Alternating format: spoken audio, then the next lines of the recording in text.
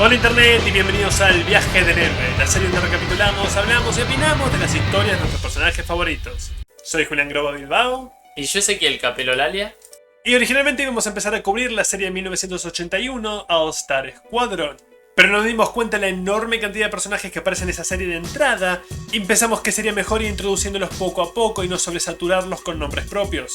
Así que tomaremos un pequeño desvío de la serie de 1986, Orígenes Secretos. La primera revista Orígenes Secretos había salido en 1961 y se encargaba de reimprimir historias viejas para nuevos lectores. Esta que cubrimos hoy directamente cuenta orígenes o así remakes de primeras apariciones de personajes en un estilo más moderno. De esta manera modernizarlos y cumplir el objetivo de introducírselos a nuevos lectores. Aunque en un principio contaba un origen de personaje por número, a partir del número 6 la serie aumentó sus páginas de 20 a 40 y empezó a contar dos historias por número, uno de un personaje clásico de la Edad Dorada y uno más moderno. En la tanda que cubriremos las próximas semanas veremos los orígenes de los integrantes y la formación en sí del primer equipo de superhéroes, la Sociedad de la Justicia. Comenzando hoy con Sandman, nombre real Wesley Dodds. La mayoría conocerán el nombre por la serie de Neil Gaiman, la cual tuvo una adaptación en Netflix recientemente que probablemente sea la única adaptación live action de un cómic que me gusta. Bueno, ese personaje es de hecho el cuarto en usar el nombre Sandman, y su cómic está de cierta forma ligado a este, el cual estoy aterrado cuando lleguemos a cubrirlo porque siento que cada número va a tener media hora. Es simplemente excelente. Pero hasta entonces, el Sandman que vamos a cubrir hoy fue creado por Gardner Fox y Bert Christman, no solo siendo uno de los primeros héroes de DC debutando en 1939, sino la primera creación de Gardner Fox. Y esta versión de su origen que vamos a ver hoy fue escrita por Ray Thomas, dibujada por Michael Bair, tinta de Steve Montano, colores de Carl Gafford y letra de David Cody Weiss. El cómic empieza el 30 de abril en la Feria Mundial de 1939. La Feria Mundial era una exposición diseñada para mostrar los logros de diferentes naciones. De hecho, Argentina hubiera sido anfitrión de una de no ser por COVID. La razón de esta ubicación es porque Sandman hizo su debut en un cómic que la feria le había pedido a DC, en ese entonces National Comics, para vender en la exposición. Es algo raro que un personaje con semejante legado comenzara como esencialmente merchandising. Mientras el alcalde da su discurso de inauguración, un hombre completamente vestido de negro en una capa roja lo interrumpe, balanceándose de una cuerda directamente hacia el podio. Y solamente esta primera página ya es completamente original si lo comparamos a lo que venimos viendo en el canal. Por un lado, porque los primeros cuadros nos proponen un acercamiento en una toma aérea, primero hacia la feria y después un traveling directo hacia el alcalde. Y después porque la presentación de este personaje misterioso se da en un cuadro dentro de un cuadro. Y no solo eso, sino que literalmente sale de un cuadro chiquito para meterse en el cuadro grande. Los guardias no quieren dispararle por medio de herir al alcalde, así que el misterioso enmascarado se aleja de él para que disparen con confianza. Las balas, aunque parecen atravesar la capa, no lo lastiman, pero creo que es una de las mejores demostraciones de confianza y control de un antagonista, intencionalmente alejándose de un posible rehén para darle un tiro limpio a su oponente. Este hombre vapulea a la policía con facilidad y toma el micrófono del alcalde para bautizarse como el fantasma de la feria, y declarando la exposición embrujada. El fantasma no era originalmente un personaje de DC, sino de otra compañía Publicaciones Centauro. Aunque utilizó el nombre, el fantasma de la feria en esas publicaciones lo cambiaba cada tantos números. Lo importante es que debutó al mismo tiempo que Sandman, por eso está en esta historia. La diferencia con esa versión original, y la más grande, es que el fantasma original era un héroe que protegía la feria de amenazas, y no era una de ellas. Con su advertencia entregada, el criminal se retira. El resto de los guardias intenta seguirlo, pero no puede mantener el paso de sus acrobacias por las exposiciones. Durante esta escena, por un lado tenemos un seguimiento de varios cuadros del escape del fantasma, lo cual hace oficialmente este número, en estas pocas páginas que venimos viendo, el relato más cinematográfico que cubrimos hasta el momento.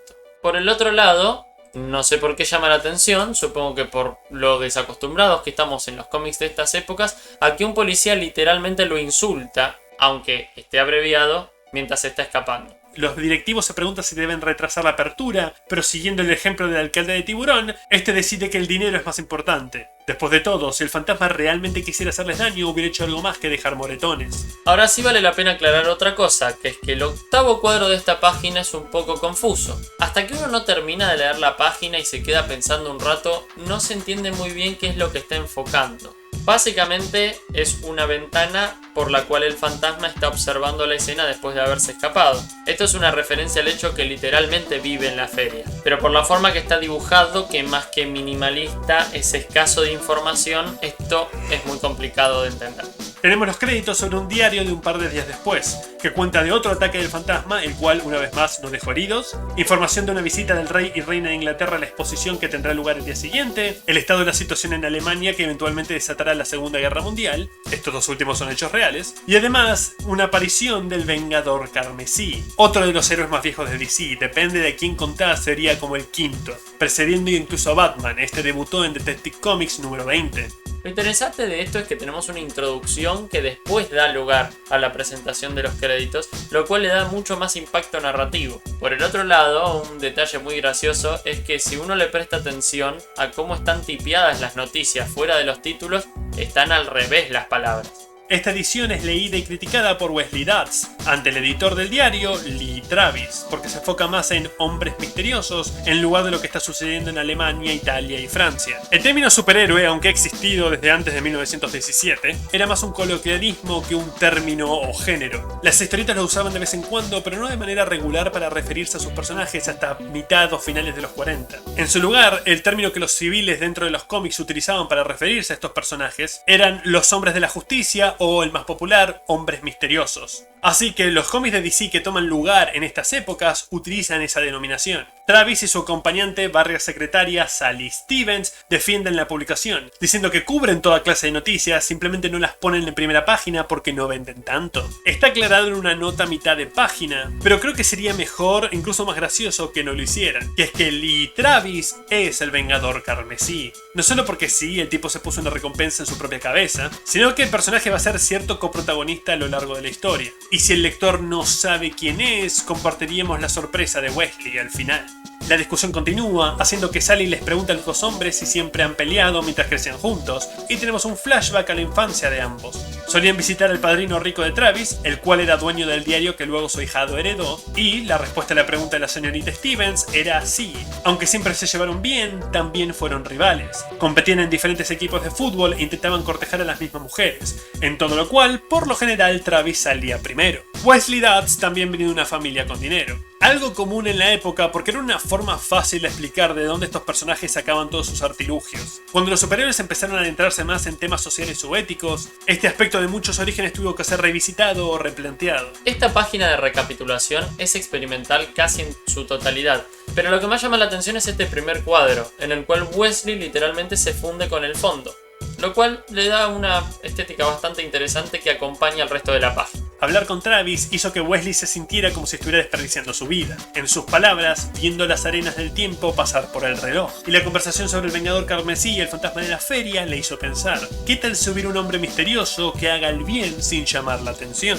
Wes cree que el Vengador Carmesí es un ladrón o vigilante, dado que este todavía está empezando su carrera y todavía no hay información en el público sobre sus metas. Mientras Lee y Sally conversan sobre la motivación del fantasma, esta cree que tal vez le perdonó la vida a los guardias porque quería asustar, pero no aterrar, despejando un poco el camino para un blanco mayor. Volviendo con Wesley, este improvisa su atuendo para intentar detener a quien él cree que son dos criminales. Una máscara de gas que consiguió en Londres, sombrero, traje y capa de ópera. Lo que muestra este traje no solo es la simpleza, sino que también, de no ser por los colores que hasta él mismo menciona, sería bastante perturbador. Esta introducción de personaje es muy efectiva, no solo porque vamos viendo el proceso de pensamiento y a la vez el típico montaje de cómo se va vistiendo, sino porque además nos termina con un último cuadro en una típica pose que solemos ver en cómics mucho más modernos. En caso de que alguien lo atrape, y para distinguirse del fantasma y el vengador, se piensa un nombre. Y, aferrándose a la frase que dijo cuando se le ocurrió esta idea, se bautiza a sí mismo Sandman, el hombre de arena. Sí, el origen de Sandman es esencialmente un niño rico que está aburrido y quiere hacer algo significativo con su vida. Originalmente, el nombre venía del personaje de la cultura anglosajona y celta, que visita los dormitorios de la gente y les esparce arenas en la cara para que tengan sueños al dormir. Esto se conecta con el modus operandi que adquirirá al final de esta historieta. En la página siguiente tenemos el recibimiento de la reina Isabel II y el rey Jorge IV. Es salvaje el pensamiento que tenemos una historieta ambientada en los 40 que presenta una persona que murió el año pasado. Ellos llegan a la feria y este par de páginas está plagada de cameos de personajes que se volverán miembros de la Star Squadron o la Sociedad de la Justicia, empezando por un par de reporteros fotografiando la escena, que resulta ser el escenario de presentación de Electro, un robot real que fue construido para la feria. Mide 2 metros y pesa 120 kilos. Podía caminar por comando de voz, fumar cigarrillos e inflar globos. En estos días es propiedad del Museo de Mansfield. También hubo un momento que era acompañado por un perrito robot pero nadie sabe qué pasó con él. Como sea, el robot también formará parte del All-Star Squadron. El reportaje es escuchado y espectado por radio y televisión por otros 3 cameos de futuros superhéroes, que me gustaría que fueran igual que el reportero de la página anterior y no muestren sus identidades y trajes. Así, quienes sepan quiénes son en realidad disfruten del cameo, y quienes no, simplemente lo tomen como una ventana de cómo la gente experimentó la feria en los 40. No vamos a ahondar en cada uno de ellos porque los vamos a ir viendo estas próximas semanas, ese era todo el punto de este desvío a Orígenes Secretos. Tenemos la demostración del androide haciendo todo lo que mencioné antes, además de hablar, sí, tenía un par de frases pregrabadas, y los últimos 2 cameos de otros 2 héroes, uno ansiando acercarse a estudiar al androide, mientras el rey y la reina suben al escenario. En las alturas, el fantasma observa de los invitados de honor, que a su vez es observado por Sandman. Y creo que Michael Bair se olvidó de dibujar al Vengador Carmesí en el primer cuadro, porque en el siguiente, Sandman clama afirmar que sus 2 oponentes están trabajando juntos, a pesar de que solo vemos uno y nada más que puede indicar tal cosa. El método de asesinato que el fantasma planea usar es Electro mismo, el cual noquea al presentador y vapulea a los guardias. Sandman entra en acción tirándole al suelo cuando se deja caer sobre su espalda. No tengo que aclarar que el robot no era lo suficientemente avanzado como para que no fuera posible el reprogramarlo, particularmente para hacer algo tan avanzado como un intento de asesinato. Pero es la asunción de la razón de los primeros ataques del fantasma, poder tener acceso al androide sin interferencia. Siendo incapaz el robot de levantarse solo, este primer intento de asesinato fue frustrado.